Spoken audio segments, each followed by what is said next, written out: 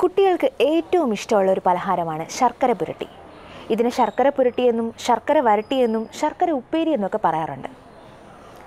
കഷ്ണങ്ങളാക്കിയ വാഴക്കയുടെ മുകളിൽ ശർക്കര ഉരുക്കി ഒഴിച്ചാണ് ഈ പലഹാരം ഉണ്ടാക്കുന്നത്.